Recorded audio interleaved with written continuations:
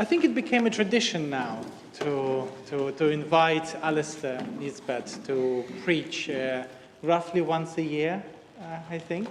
And I still remember with few details one of the last sermons that Alasdair did about the nuances and meanings of shofar blasts.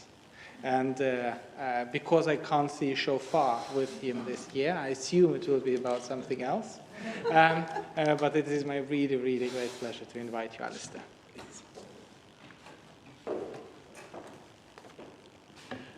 Please. Thank you, Igor. No shofar today, but I am blowing tonight in the Slichot service, so that's a plug for you to come this evening to hear. Nitzavim-Vayeilech is right at the ends. We're only a few days from Rosh Hashanah, and the Torah is ending in a flourish, with a series of speeches by Moses on the banks of the Jordan to the Israelites, wishing them well, goodbye, ready for them with a few bon mots to head into the promised land. The Sidra of Nitzavim-Vayeilech paves the way for the end of the year and for us to enter the new year. In fact, the passage is read during the morning service of Yom Kippur. So it starts, Atem Nitzavim Hayom Kulchem Lifnei Adonai Elohechem. You stand this day, all of you, before Adonai your God, your tribal heads, your elders, and your officials, every man in Israel. It goes on in the second verse to include everybody else. Your children, your wives, even the strangers within your camp, from wood chopper to water drawer. Ouch. In my family, my wife and children come a lot higher than the men, and they definitely come higher than the government, but hopefully in yours too. We can pick these different groupings up in a minute, pick them apart. But the key message is that everyone, and I mean everyone, stands before Adonai, our God, as one, to enter into the covenant of Adonai, our God. On Rosh Hashanah, or Yom Teruah, the day of blowing as it's described in the Torah, we stand as one community, not to blow the shofar, but to hear it. And I know that when I stand up here next week as the Baal Tehillah, I will be feeling that I won't be blowing for this community alone, but along with all Baal Tehillah, I will be blowing for the whole community of Israel. The sense of unity is vital. And so the Torah mentions many other different groups, including your stranger in the midst of your camp, V'gercha asher b'kerev machanecha, the stranger in your midst. The message of unity, and often disunity in the camp of the wandering Israelites, is an important theme within the Torah. In contrast, there's a beautiful midrash set in Exodus 19, just as the children of Israel are waiting for to receive the Ten Commandments. And there, the word camp is in the singular. And Rabbi Yishmael said, and Israel encamped there. Elsewhere it's written, and they journeyed. And they encamped. And they journeyed in quarrel and encamped in quarrel. But here they were of one heart. Wherefore it is written, and it camped, and Israel encamped here. So at times we have to be one heart and together. And the Midrash goes on, And God looked down and sees that at last the divisions in the people of Israel had gone. And finally, with one heart, the people of Israel were ready to receive the Torah. The second theme of Rosh Hashanah was read by Igor today. The root of the word shuva, mean returning or repentance, is used several times in the passage he read. This is one of the three elements, the to-do list of the high holidays: returning, repentance, prayer, and charitable giving. Teshuvah, tefillah, tzedakah. I'm sure that everyone has realized that this year, the first anniversary of the atrocities on 7th of October, fall between Rosh Hashanah and Yom Kippur.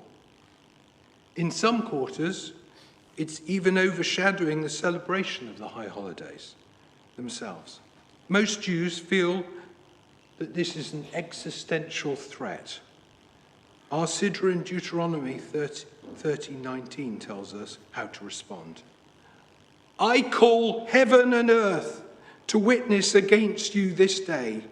I have put before you life and death, blessing and curse. Choose life if you and your offspring would live. To do this, we must stand together as a Jewish people, including all types of Jews, from those in synagogues on Rosh Hashanah to those on the beach, from the ultra-Orthodox to the non-practicing.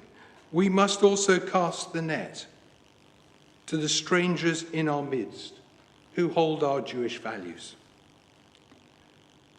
This is a great place to end my Dvar Torah.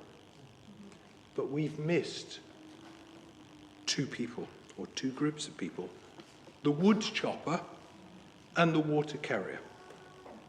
These are the lowest of the low and can often be seen gendered. The wood chopper is described in Deuteronomy 19 as a man, and our matriarchs Rebecca and Rachel were seen as water drawers. They are part of the mixed multitude that came out of Egypt. Not necessarily Jews, but everybody who came out. Unfortunately, there's a dark side to this explanation. There are two contrasting views of these people. The first is very, very troubling. In the next book of the Tanakh, the book of Joshua, Joshua is granted the leadership of the Israelites and leads them to the promised land. They begin to take over Canaan by force. In chapter 9, the Gibeonites pretend to have traveled a long way from afar to convert and be part of the Israelite community. So Joshua makes a covenant with them. And then he finds out that they tricked him and only lived a day's walk away, as if that matters. So he then says, Joshua summoned them to speak to them thus: why do you deceive us and tell us you live very far from us, when in fact you live among us?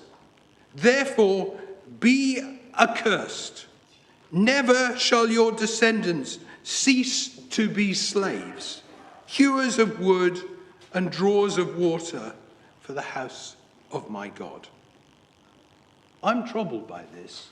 One of the first things we do when we go into the land of Israel is we create an Untermenschen of the people that are indigenous there.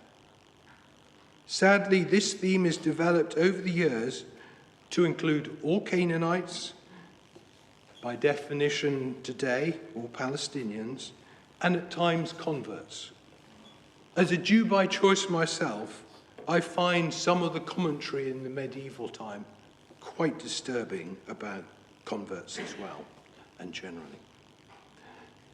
Thankfully, Maimonides had a better take on these menial roles.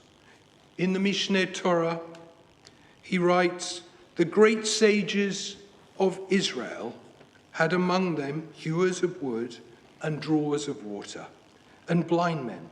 But nevertheless, they occupied themselves in Torah study by day and by night." He goes on to name them in Mishnah Avot. Hillel the elder was a wood chopper, and he would chop wood and learn before Shemaiah and Avtalon, while he was as poor as can be. Kana was a rabbinic judge throughout the land of Israel, and he would water the fields. We cannot solve the problems of the Middle East this Rosh Hashanah, but we can start by recognizing that everyone is an equal human being who just wants to live their lives in the land. So I say, let us now pray for peace. Or say shalom bimramav, hu yaseh shalom. May the Most High, source of peace, grant peace. Aleinu, upon us, vial kol b'nei Adam, vial kol Israel, upon all Israel, and vial kol b'nei Adam, on all humanity. I wish you all Shabbat Shalom and Lashana Tova Umtuka, a good and sweet year. Thank you.